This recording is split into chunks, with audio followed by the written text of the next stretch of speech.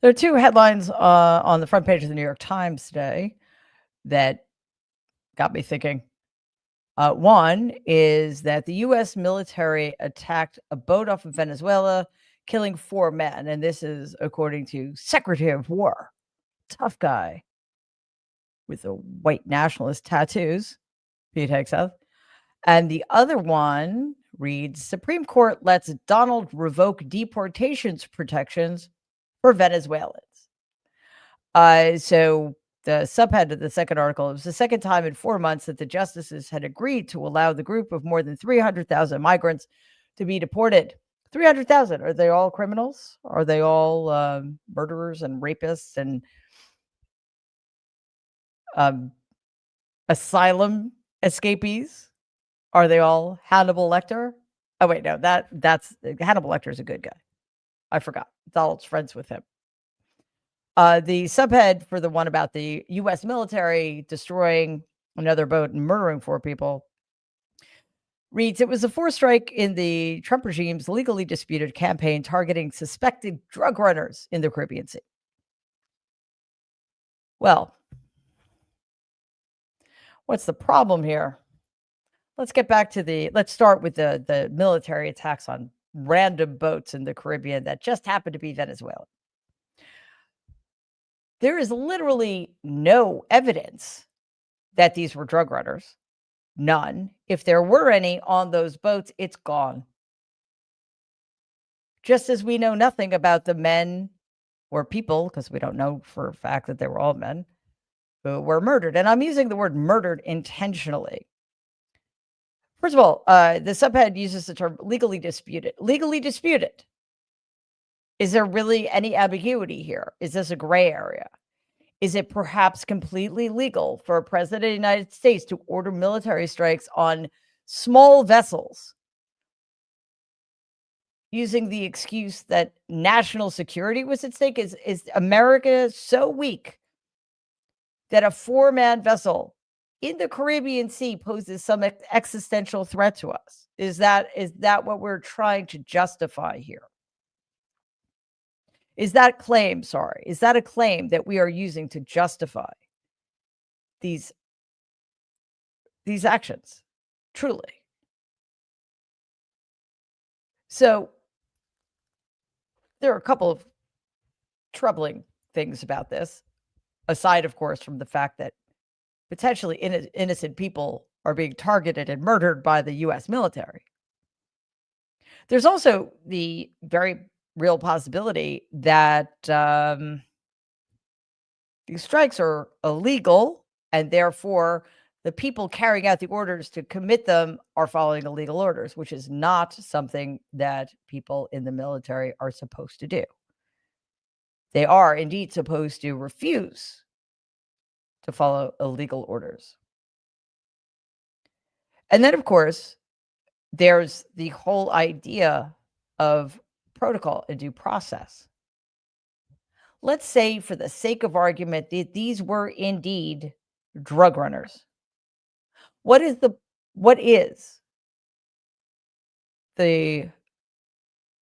crime there? I mean, what is the punishment for that crime? I don't know. I have no idea. I assume that it depends on how many drugs you're trying to smuggle. It depends on how big your operation is. It depends on whether or not people died as a result of the drugs you gave them or sold. I have no clue what the sentence for such a crime would be. What I do know is this: it's not murder. So even if the sentence for such a crime were the death penalty, that's not what happened here. Because these people were denied their due process rights. First of all, there was no demonstration that a crime had been committed in the first place. We would have known that if the Coast Guard, and this is usually how it goes, had boarded the boat and then potentially found evidence of a crime, arrested the people on the boat, taken them into custody, arraigned them, put it in front of a grand jury who would have indicted them. If the evidence had been compelling enough, they would have been tried in a court of law If they had been found guilty, they would have been sentenced, et cetera, et cetera, et cetera. None of that happened. The right of those people to that process was denied. And indeed, the sentence for their alleged crimes, for which there is literally no evidence except Donald's say so, was to be murdered.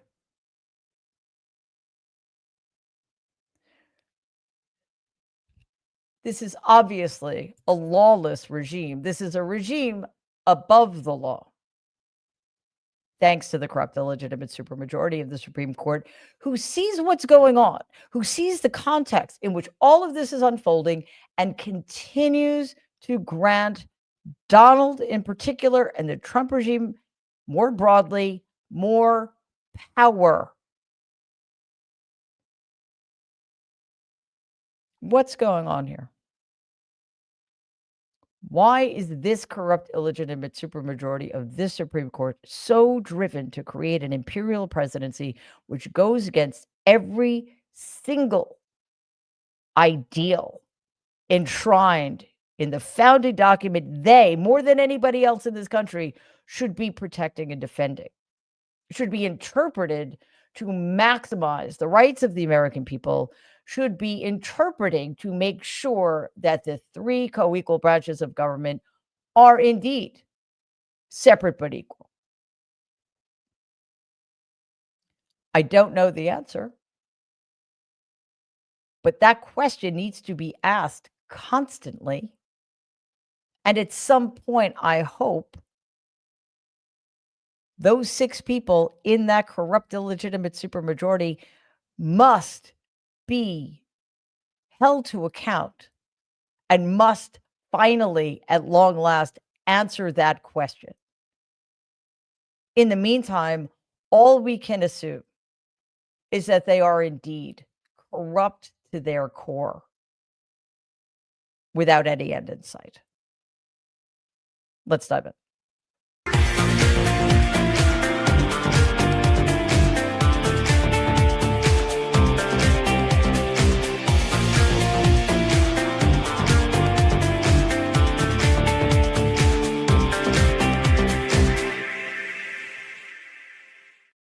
Hello, everybody, and welcome to tonight's episode of Mary Trump Live. It is great to have you here.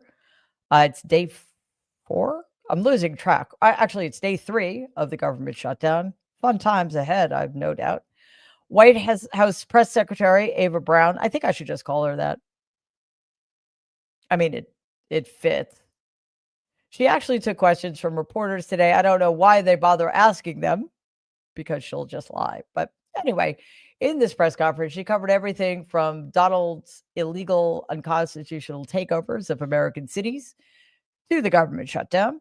And yeah, exactly. She just lied her way through the proceedings. First, Leavitt threatened Portland, Oregon, foreshadowing the military invasion that looks like it's on its way. And again, we also know that this is based on the fact that Donald saw old footage from 2020 of riots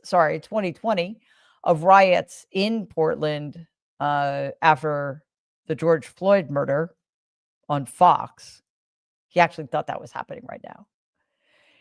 As if he doesn't have the entire federal government at his fingertips to provide him with up-to-date information. Let's take a look. President Trump will end the radical left's reign of terror in Portland once and for all. The president has directed Secretary Hegseth to provide all necessary troops to protect war-ravaged Portland and any ICE facilities under siege from attack by Antifa and other left-wing domestic terrorists. This is so beyond comprehension dangerous. I'm having a hard time articulating it. War-ravaged Portland because of the radical left lunatics. War-ravaged Portland. She is saying that about an American city, as if simply because Democrats live there and Democrats run the government there, it is an unspeakable hellscape of violence and lives are at risk, and laying it at the feet of the Democrats does what exactly? Well, it puts them at risk. Because if you believe that Democrats are creating war-ravaged cities, are waging war against American cities, then you will believe that anything is within fair play to combat them. When asked about ridiculous memes and other tasteless posts that Donald has been putting up on his failed social media platform about government layoffs, because, he loves putting people out of work, Levitt downplayed Donald's callousness and came up with some quite novel excuses. And you just said this is an unenviable choice, that this is an unfortunate consequence, but the president has described this as an unprecedented opportunity to lay off additional workers. He's posted a video likening Russ Vought to the Grim Reaper. So which is this? Is this an opportunity to fire more workers or an unfortunate consequence? Look, the president likes to have a little fun every now and then, and I think both things can be true at the same time. The Democrats have given the administration this opportunity, and we don't like laying people off. Nobody takes joy in that around here, and if you think that, then I think that's very sad. You view the White House and our staff as wanting to put people out of work. Nobody wants to do that, but sometimes in government you have to make tough decisions. They've been putting people out of work since the beginning, since January 20th, 2025. Starting with Elon Musk at the Department of Government Efficiency. They have been firing people right and left. They have been forcing people out. They have been making it impossible for people to continue in careers that they have dedicated their professional lives to. And much worse than that, they have, in a very short period of time, destroyed the life work of thousands of people. It's okay to have fun with that, is it? Is it? Well, guess who still has a job and guess who's still getting paid? That horrific disgrace of a human being. Levitt was also asked about undocumented workers receiving Medicaid dollars, which, by the way, is not something that happens in this country. This is MAGA's recent excuse for not negotiating with Democrats to come up with a budget deal. Again, doesn't happen. It's a lie, but that is their narrative. To get a sense of just how misleading Levitt's pressers are, let's look no further than this bizarre question, which was, quite frankly, almost certainly a setup, and one that Levitt chose to answer. To hear, and I have a question. This week, the Democrats have chosen illegals over hard-working Hispanic Americans during Hispanic Heritage Month, causing the White House to cancel the celebration with the president. Is the president open to letting the Hispanics, who overwhelmingly voted for him, have their own siesta fiesta in the White House lawn opposed to the fancy, we don't need fancy schmancy, right? You can give us the backyard and we'll fill it all in and have in our own fiesta. Is the president open to that? I had no idea she was going to ask that question. I just want to preface that. I've never met you. I just want to say that, but welcome to the briefing room. I love your energy. I can't personally unilaterally promise the South Lawn grounds. We have some construction going on out there, but I know that everyone here views it as very unfortunate we had to cancel or hopefully just reschedule the Hispanic American Heritage Month event, and it's because we are working around the clock during this government shutdown. When the Democrats vote to reopen the government, that event will be back in the planning stages.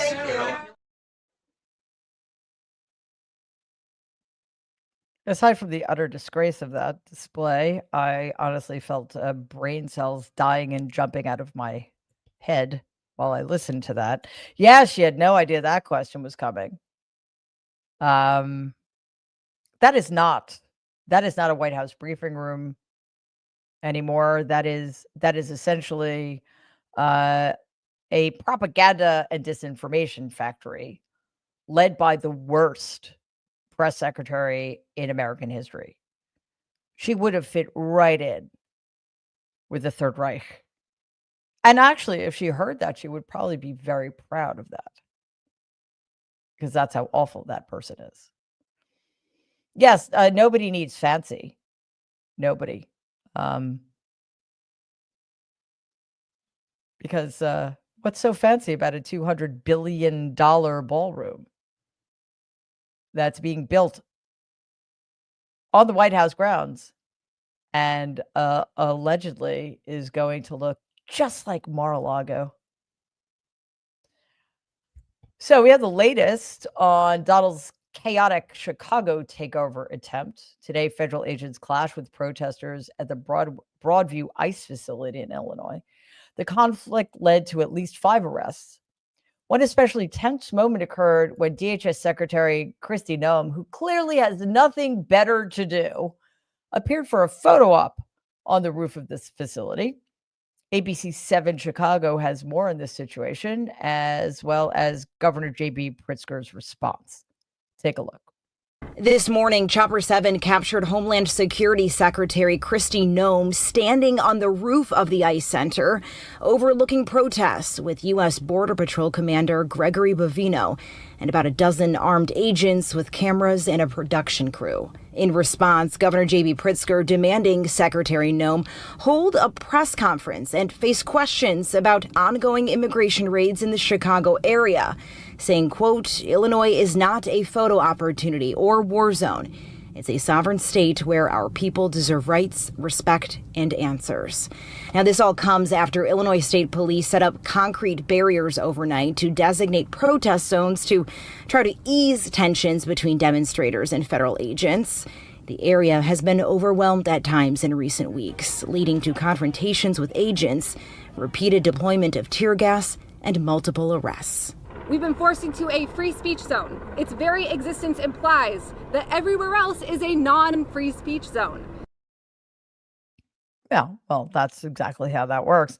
Also, I take issue with the characterization that Noem was there to check in on the protests. I have no doubt that they're stoking them, that they are doing whatever they can to make a bad situation of their own making, worse, to justify their presence.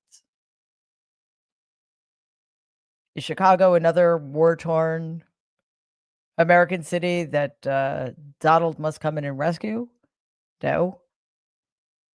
J.B. Pritzker is one of the best governors we have, and he understands exactly what's going on. He understands that this is fascism and that the Trump regime is a fascistic authoritarian one that will stop at nothing to convince at least some Americans that the problem, the enemy from within, is people like us.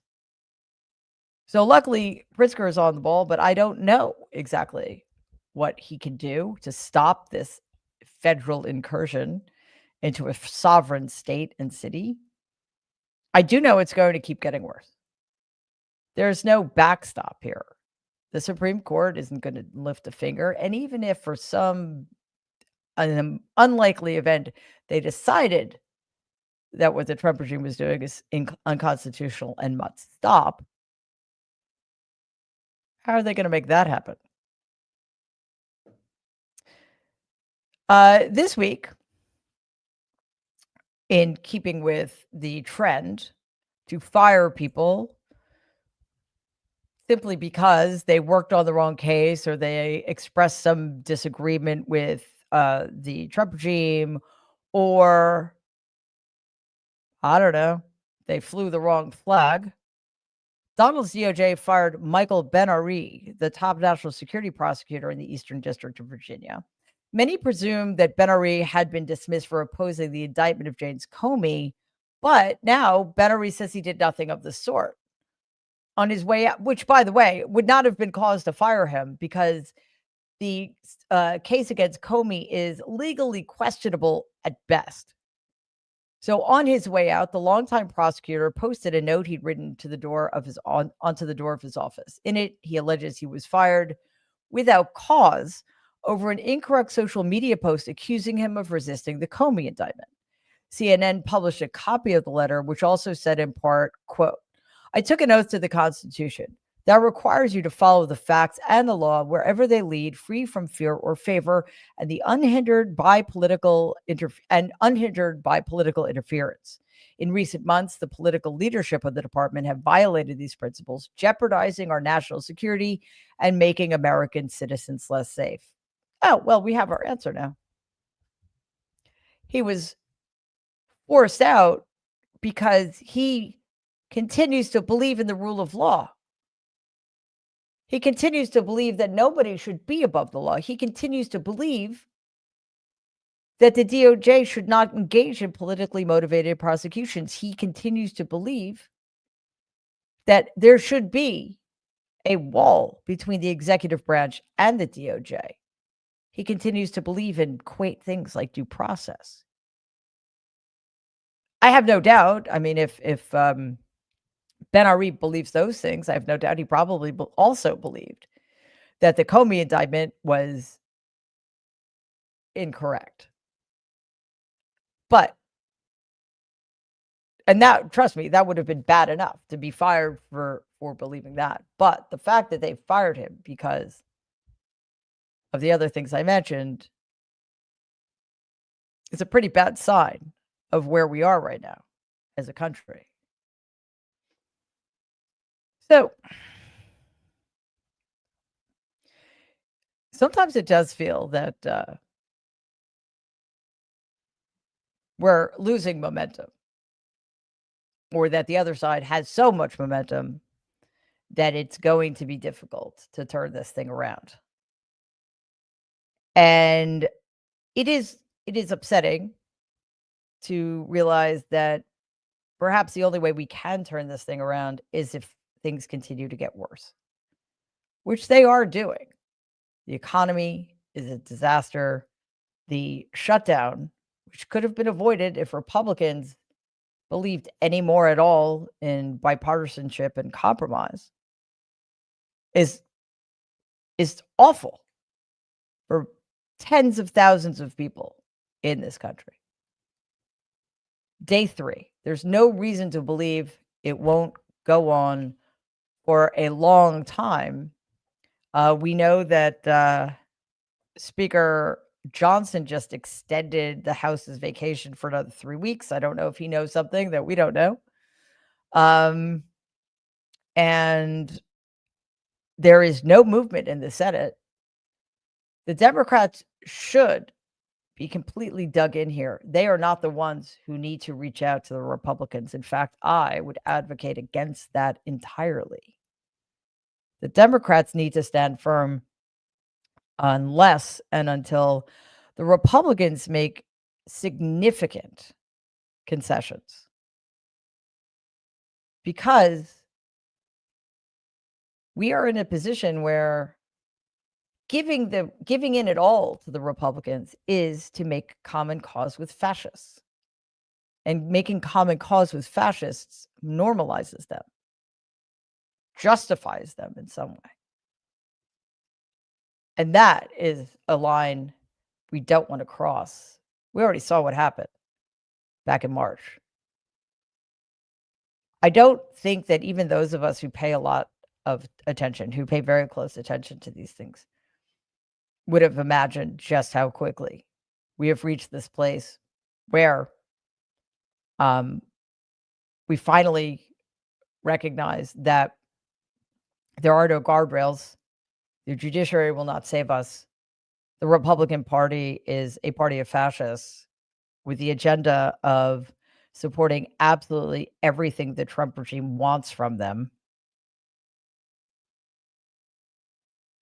It's hard to believe how quickly we have reached this point where government agencies either no longer exist or exist only to do the exact opposite of what they were created for.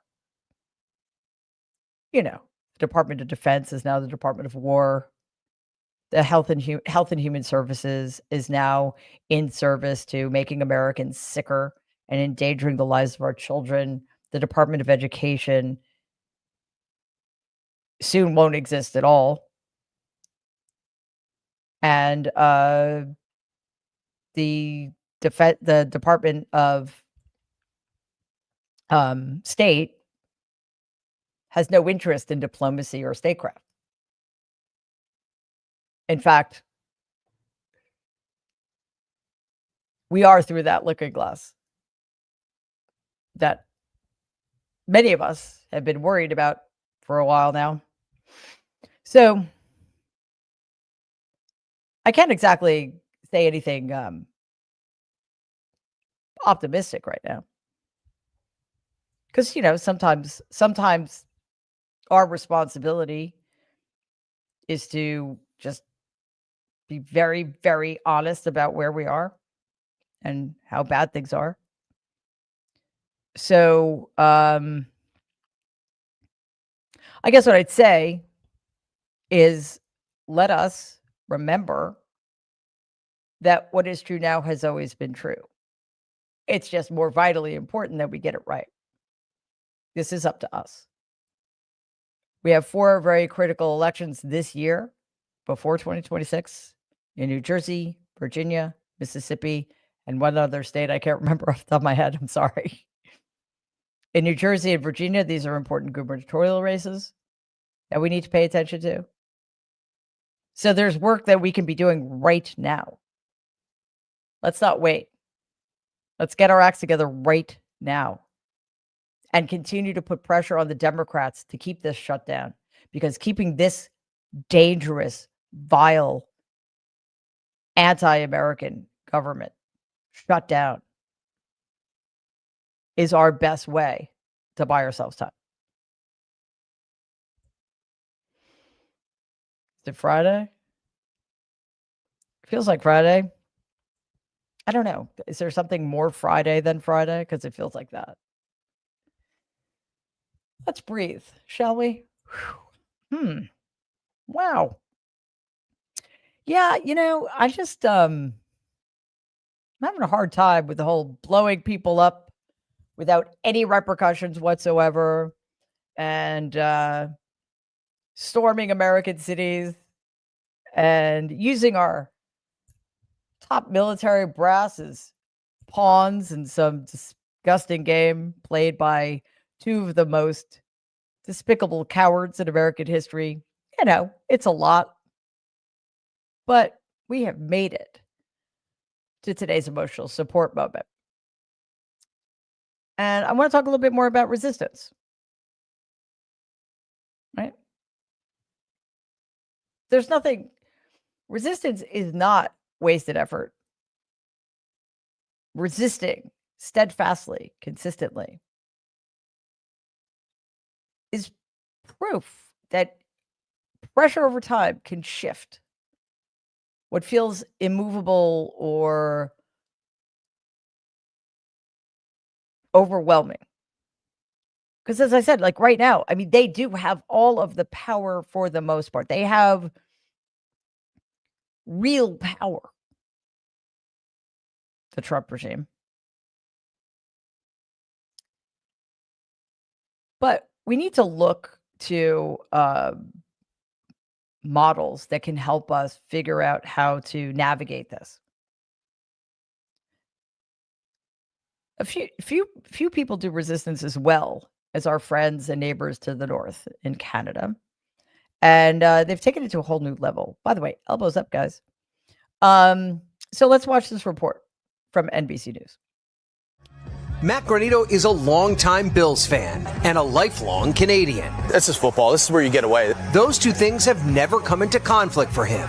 And you're not thinking politics, Canadian American? No, there's nothing like that. But this is no ordinary year. Canadians are a proud people. Canadians are sending a message over the Trump administration's decision to institute heavy tariffs and suggest Canada should become America's 51st state. I think that's really gotten under the skin of Canadians, and it's influencing their purchasing decisions. The one thing Canada cannot replicate is this, the game day tailgate experience. It is unique to the NFL and specifically to Buffalo.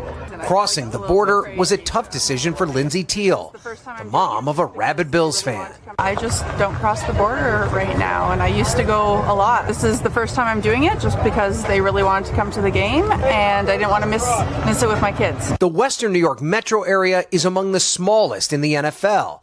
But when you include the booming metropolis of Toronto, a 3-hour drive from the Bills Stadium, the potential for Bills fans explodes. Tim Graham covers the Bills for The Athletic. They make up 15% of the Bills season ticket base, roughly. And that's a lot of people for a small market team especially. Across the border at Manhattan's Sports Bar in St. Catharines, Ontario, Bills Sundays are packed. For 3 hours a week, the only country you got to worry about is Bills country. These fans love their team, but are paying much closer attention to where their money goes. You've been a lifelong Bills fan. 51 years. Even when it comes to football.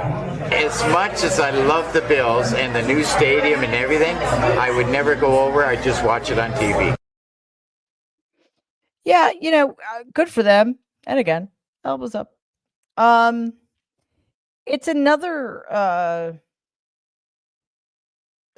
honestly, I think that's great. And I think that is, we need to figure out how to protest and resist and be careful about what we're accidentally supporting. Like the idea of supporting the team without continuing to enrich the owner or continuing to give money to a country that has treated them so despicably and unfairly, But it just sort of reminds me that there are knock-on effects of all of this, right? Because of the way things are unfolding, it's simple things like enjoying a football game aren't simple anymore. So it's just another reason to shut it all down and take it all back. Okay, it is time for your questions, your comments, etc. So let's do that, shall we? Catherine, thank you so much. Comment. I got my back operation pushed back so I could demonstrate on the 18th fee. Phenomenal. That's great. But also, I hope the operation goes well. Because back pain is not a joke. Mida Cheryl, thank you so much for gifting one Maritime Media membership, as always. And it is the Mida Cheryl twofer. Thank you again. This is a post-Yom Kippur Day of Atonement fee. Too bad Donnie didn't atone for his sins, but I did pray that our country be sealed in the book of life. Well, thank you. And yes, I hope everybody had an easy fast this Yom Kippur, and also belatedly, Happy New Year to everybody who celebrated Rosh Hashanah. Yeah, well, Donald doesn't feel the need to atone for anything. So let's not waste our time on that. Spencer, thank you so much, Spencer. Comment. Hi, Mary. I notice many people ask you to diagnose Donald. Question. Do you think there is much more lucrative business opportunity in diagnosing those who continue to support him? Yeah, well, I mean, we don't forget about, yes, we could diagnose them. But I think more importantly, we need to figure out what is going on with them and what can we do, if anything, to change their minds about things. How can we educate them? How can we convince them of the error of their ways? I'm not a sociologist, but I understand things enough to know that there are many people in the world who have authoritarian personalities, which simply means it doesn't mean they are, authoritarians. It means that they are followers. They need to be led. They like homogeneity. They hate change, and they are comfortable with people who in charge, who allow them to stay in their comfort zones. So that's part of the problem. But I think a bigger part of it is, why are so many people susceptible to propaganda? And there are many reasons. I don't know all of them, but certainly the ways in which news has become siloed, news information has become siloed, and people do not understand how to tell the difference. There's no We don't teach media literacy. We do not teach cognitive thinking. Or sorry, we don't teach critical thinking. All of these are serious problems. And of course, we don't teach civics. So we have a deeply ignorant population who is becoming more and more hateful the more they are left in their silos wearing their blinders. It doesn't help that we have an entire party of people led by one of the cruelest people ever, who actually believes that kindness and empathy are a weakness. And the only way to be seen as a tough guy is to be a mean creep. Beth, comment. Brevity is not my forte fee. Question. Where can I submit a question comment longer than the character limit here? I'm a wordy nerd. You can email us at info@marytrumpmedia.com. There you go. Lady Diane V, thank you so much. As always, comment, renewing my CBD gummies supply today. Those in the show maintain my sanity fee. Good for you. Everything should be that simple. Joe, thank you as always. Comment, you can't hear me. Swear jar fee. Oh, yeah. In the middle of nowhere, thank you so much. As always, question, do you think Donald is able to create those memes? I think Stephen Miller is doing it. I think he's behind almost everything. Yeah, Stephen Miller is a vile force in this regime. No, I don't think Donald can't create anything. So no, he's definitely not creating memes. So what's interesting though is that the things he chooses to retweet or repost or what have you they're diagnostic and disqualifying, but he's allowed to do whatever he wants apparently. Magnificent Lies, member for 4 months. Fabulous. Comment, there are probably more decimals than I can imagine it will take to scrub the stink off Donald off our history. Yeah. We don't deserve to, yeah. The shame of this should stick with us for a very, very long time. Unless and until we do something drastic to atone. Speaking of atonement. Susan, thank you so much as always for gifting 5 Mary Trump Media memberships. It's very kind of you. Lizzie Beth, thank you. You as always. Question, do we hear that Gartner and Siegel shut down Shrinking Trump? Any thoughts, Mary or anyone? I apologize, but I don't know. Because I don't know what that means. But we'll look into it.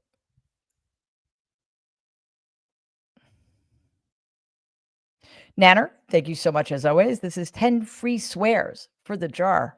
Awesome. I am going to use them judiciously. Maybe. Depends on the day. Laura, thank you very, very much. Comment, hurt my back cleaning kitty litter fee. Oh no. That is not fair. Doing a good service like that and hurting your back? Mm-mm. That is truly the only slightly off-putting thing about having a cat. The litter box thing. Especially like if you can't have what are they called? Litter robot. Litter robots. Oh my gosh. What an invention. I can't have one though. Long story. Joke, thank you again. And I love this comment. Waj was excellent, Fee. Waj is always excellent. So yes, thank you so much to Waj for filling in and to everybody who watched because he deserves to be watched. Erin, leaving me gobsmacked again. Thank you so much for gifting 20 Mary Trump Media memberships. That's incredible. David Gaming YT, thank you very much. Question, when Democrats take back the U.S. House of Representatives in the 2026 midterms, should Dems subpoena, investigate, or impeach RFK or Pam Trump allies? Yes, they should investigate every single one of them every single day. I want to see hearings. I want to see subpoenas going out. I want to see demands for information. I want this to be wall to wall, 24 hours a day, investigations, impeachment hearings, indictments, whatever. I've got to stop playing small ball. We are way beyond that.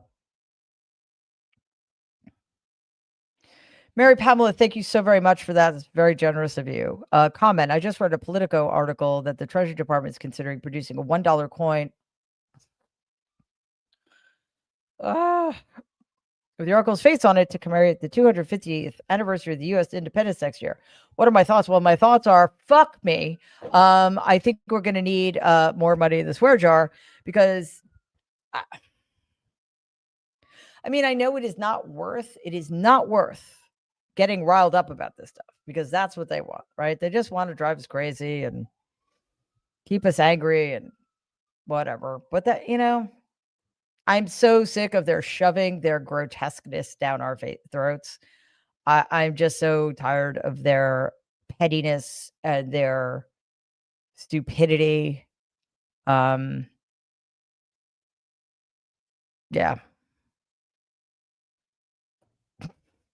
Yeah. That's what I think. Michael, thank you so much as always. Comment, we need better leadership in the Democratic Party. Oh, yes, we do.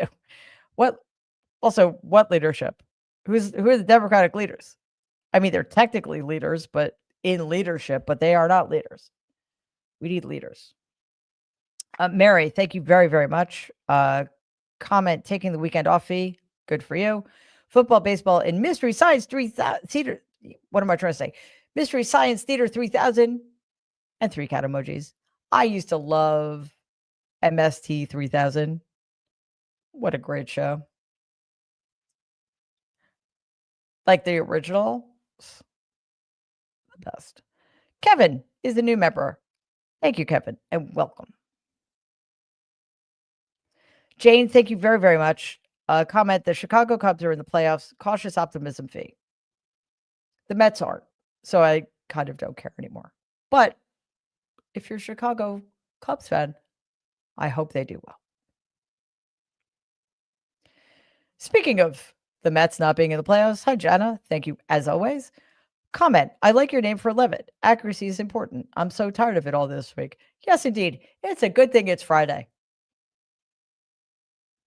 And for anybody who gets to take a week off, am I crazy? Weekend off. Good for you. Don't turn anything on. Vera is a member for 2 months. Fantastic. Comment, keep up the fight all. Yes. Yes, we must.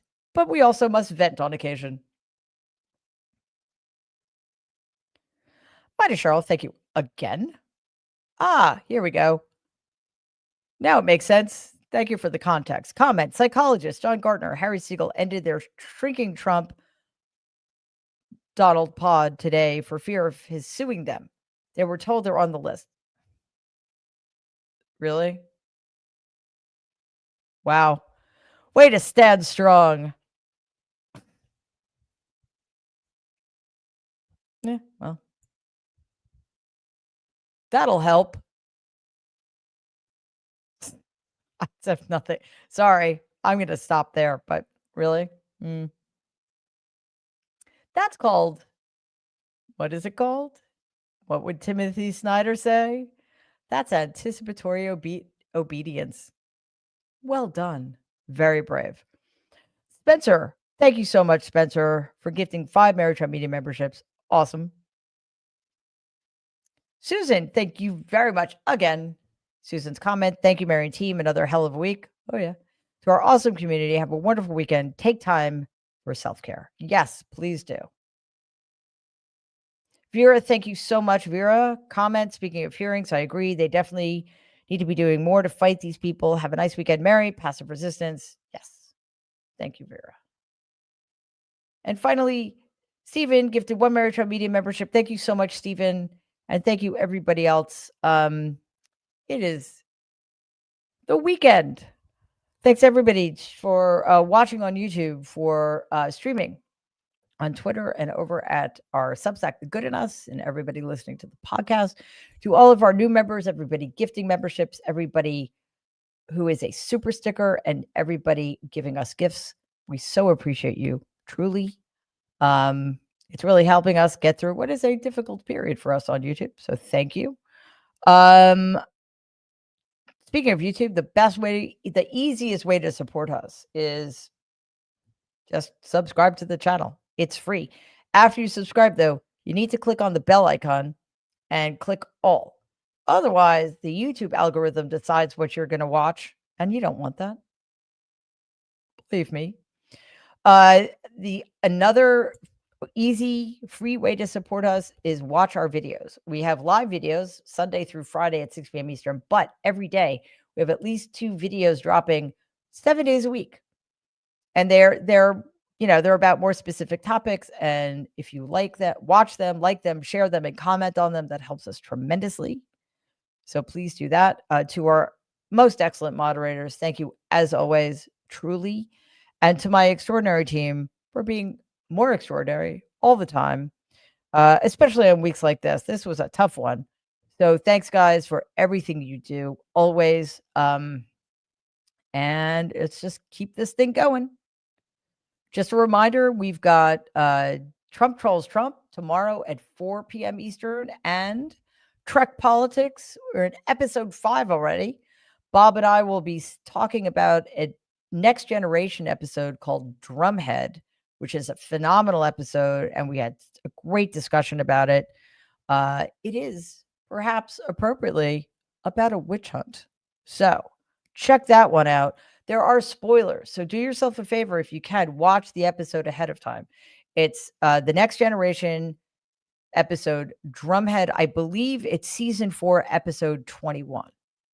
And if that's right, then I really am a nerd. All right, that does it for us. I will see you all Sunday at 6 p.m. Eastern for Ask Mary Anything Within Reason. But again, we've got videos dropping all weekend, so check those out. And if you're not being alerted, just go to our homepage and you'll see them. Because, perhaps people aren't getting alerted and we're trying to figure out what's going on with that. Anyway, I will see you in a couple of days. Please take it easy. Chill out. Get into nature. Go to a museum. Go for a walk. Whatever feeds your soul. And I'll see you soon. In the meantime, please stay safe and be kind.